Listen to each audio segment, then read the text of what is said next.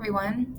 Today we're going to be making a graph for some behavior data. I'm going to show you how to make a fairly simple graph and how to look at it.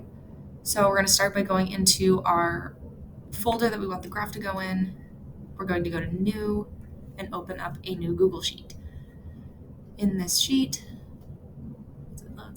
give it a title. I'm going to call this one Student Behavior Data, just a random student. And I'm going to start by putting date data in column A, and then I'm going to start inserting the dates for the data collected.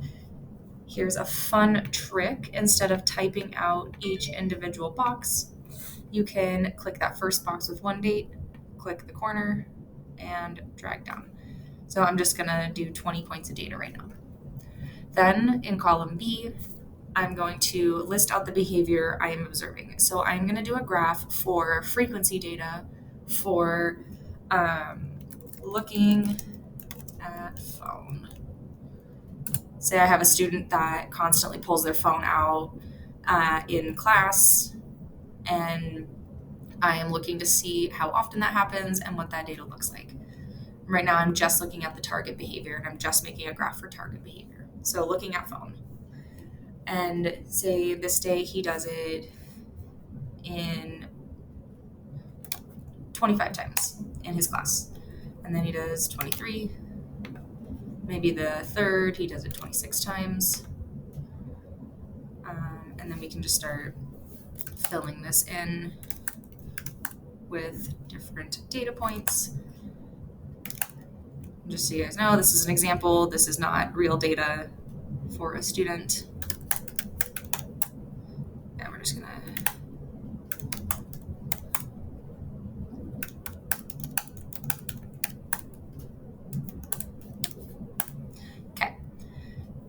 So, for example, now I have all my data, I have the dates in there, I have the behavior at the top, I have all my data points in there.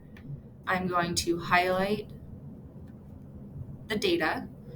I'm going to go up to the toolbar up here where it has insert chart, it's a little box. Click it, and it will generate a graph for me. So this is showing me a really nice trend of behavior. At the top here, though, you could leave it as looking at phone versus date of data. However, you might want to rename this. So I'm going to call this student A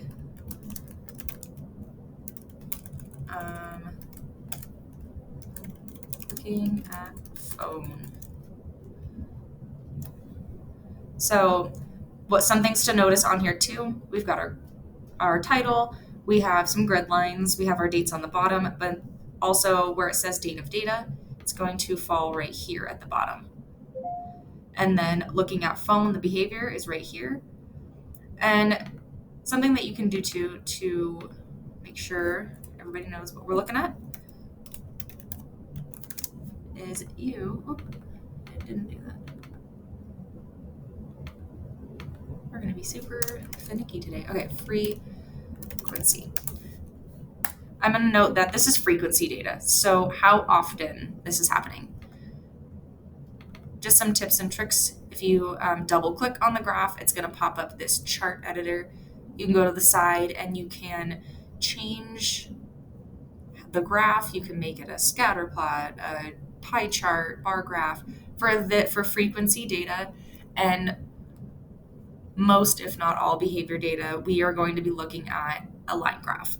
And that's so we can see trends really easily. And then here is my last tip and trick. If you go to, not this one.